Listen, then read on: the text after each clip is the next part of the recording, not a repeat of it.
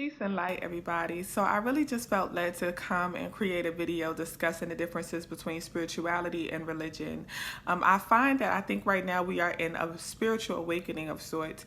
A lot more people are in tune with spirituality, or they are seeking to become more spiritual. I find that a lot more like holistic health and spiritual practices are being promoted and put forth, which I think is a beautiful thing. And I find that a lot of people are identifying themselves as spiritual. So some people feel like, oh, what is spiritual? Like, what does that mean? Everybody's saying that now.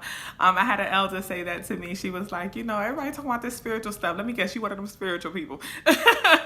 And she was like, what does that mean? And I find that not just some elders, but just a lot of people in general are not understanding what spirituality truly is to the core.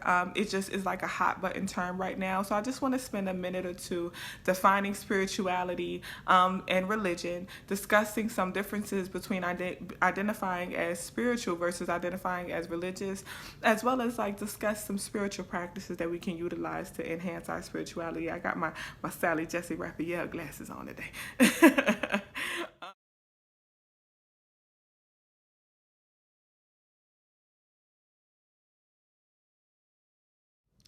Okay, so let's get into it. So the difference between being spiritual versus being religious. People who are religious may identify or subscribe to one specific religion. That religion could be so that religion can be Christianity, it can be Islam, it can be Judaism. Any of the major religions they subscribe to and they are a devout practitioner of.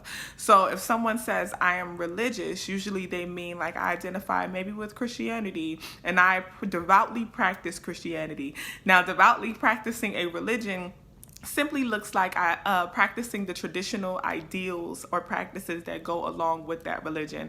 For example, if you are a Christian, you may go to church every Sunday, Bible studies on Wednesdays, for the Southern Baptist Christians, because there are denominations to every religion, and sometimes there's denominations that are denominations. So Black Southern Baptist Christians will do things like, traditional Black Southern Baptist things, Bible study on Wednesdays, church every Sunday. They may have choir practice on Tuesdays, They deacons and members of the usher boards on Thursday meeting, But if you devoutly practice a religion, you practice those traditional practices that go with that religion. And they can vary. For example, for Islam, if you are a devout practitioner of Islam or a Muslim, you may pray 5 times a day. You fast during Ramadan. You may go to Jummah every Friday. These are things that you would do if you are a devout practitioner of that religion. So if someone says they are religious, usually they just identify with their specific religion and they devoutly practice things that go with that religion.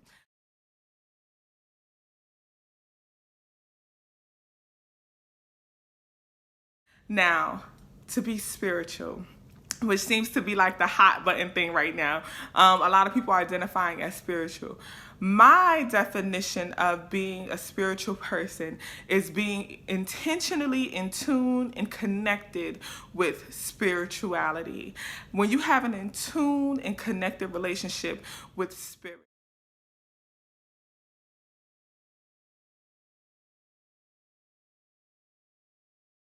Now, what is spirit? Who is spirit? A lot of people are like, they get kind of confused. I know people be like, do you believe in God? Like, what is this thing? You're always talking about spirit. What is spirit? I believe that there is a supreme energy, force, and everything around us, everything within us, everything in this atmosphere, in this universe, is a part of, a sip of, a cup of that supreme energy force. Everything is energy. We are all energy.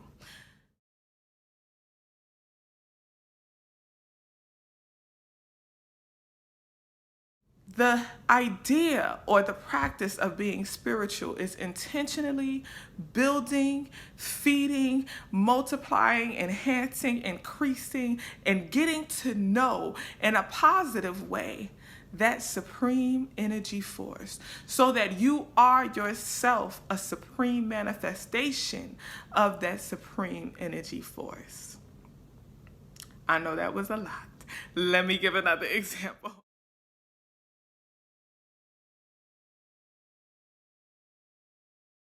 example, I love a Russell Simmons quote. Russell Simmons said,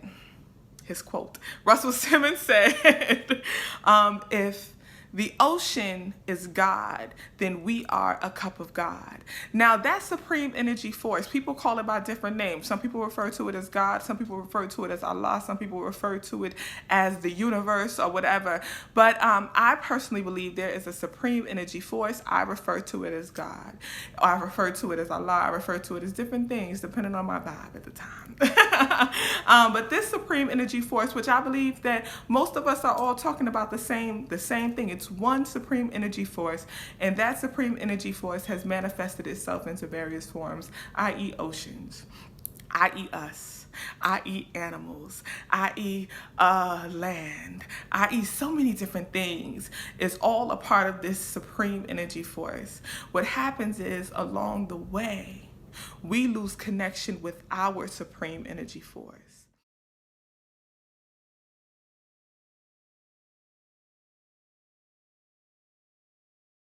Now, losing connection may have been due to some choices of your own. It may have been due to some choices that were made for you in childhood, right?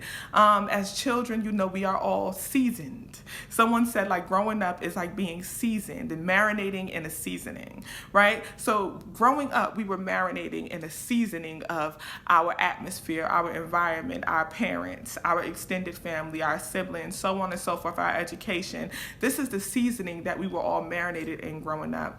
And that sometimes disconnects us from our supreme energy force. And then sometimes we take that into adulthood, right? We take that disconnection into adulthood, and we continue to make choices that either deepen our disconnection, or we can make the choices that can further enhance and increase our connection with our internal supreme energy being.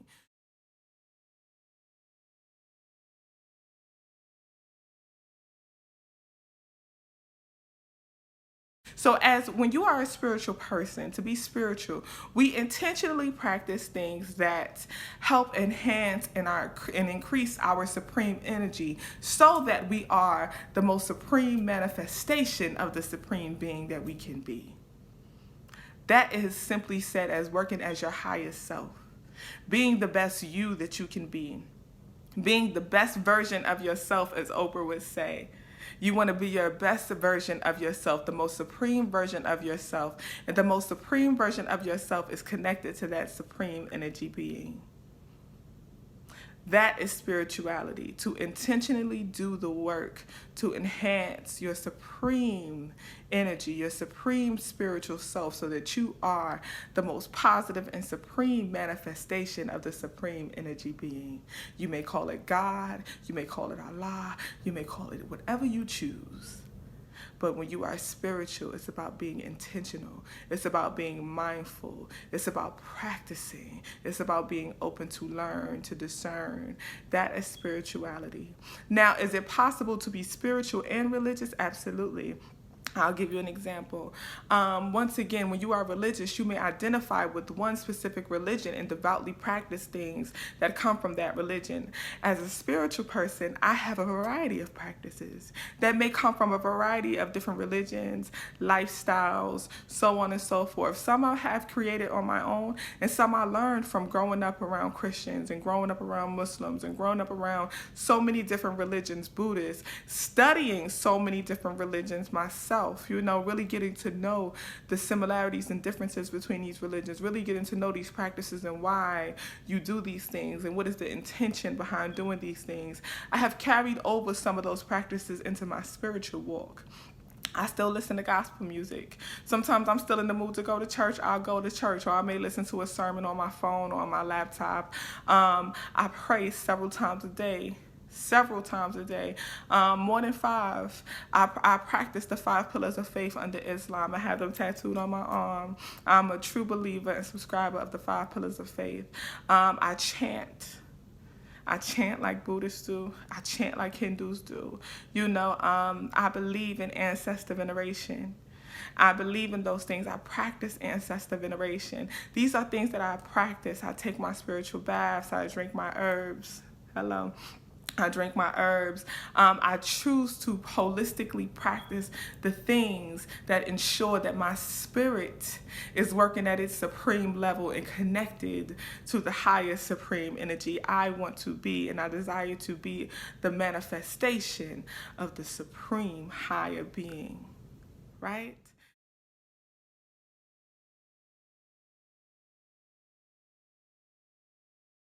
So I'm a holistic health practitioner. What does that mean? That means that I practice specific methods and practices that ensure that I am holistically well and I can help lead others to holistic wellness. So to be holistically well just means to be to your fullest wellness and health potential, from spirit to mind to body. I personally believe and know for sure that the spirit leads the mind guides the body. So it is important that we are spiritually well so that we mentally and physically are functioning at our supreme level of being. Hold on one second, please. Now, being a holistic health practitioner, I have a lot of people who come to me and they want to know, like, what should they do? What should be their next steps? And I definitely do spiritual consultations. I do spiritual advising, things like that. But my ultimate goal is to teach people practices that will help them reach their supreme, ultimate, highest level so that they can be the supreme manifestation of the supreme being. They can work at their highest selves. They can manifest whatever they desire. They can flow at their highest potential vibration. That is my goal. I want all of us to be holistically well, because that is personally how I believe that we can bring world peace. I'm still one of those crazy people who believe in world peace. I believe that it's possible. And I just think if everyone functioned at their highest supreme self, imagine how beautiful this world would be. Imagine how helpful everyone would be. Imagine how much love energy would be in the air, because that's truly what it's about. So when I take spiritual consultations and I do spiritual advisory, it's all about what are some of these practices that I can utilize to be my ultimate supreme self. And I love leading people through their journey and helping them understand the power that they have within their journey, right? Because that thing is real. And when you practice these practices and when you do what you have to do on a consistent basis to function at your highest supreme level, you can manifest, and you will manifest anything that you desire. Trust me when I tell you, I've manifested a lot. I've manifested a life of traveling. I've manifested a life of financial abundance. I've manifested a life of security, a life of peace, a life of wisdom. I've manifested answers to questions. I've manifested material things. I've manifested the highest supreme relationship that I have with my supreme being. I manifested true happiness and joy. I manifested these things, and what manifesting them may look different. What manifesting them looks like may be different for me than it is for you. But at the end of the day, you too can manifest peace and joy and wisdom and abundance and all the financial freedom and traveling. You too can manifest this.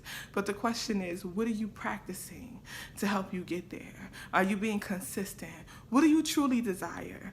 That is spirituality. Religion could help guide you there. Religious practices could help lead you there. Some of those practices may be a part of your practice, but what is best for you, right?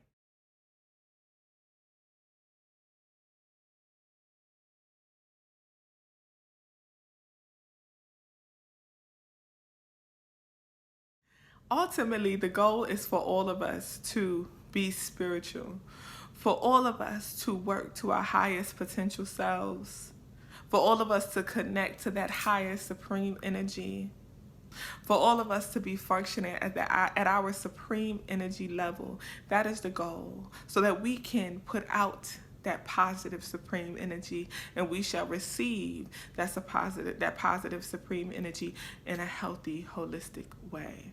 You know, so that is just my little spiel. I'll probably do another video. If you have questions, please DM me and let me know at the Queen Poe on Instagram, or you can leave them in the comments below.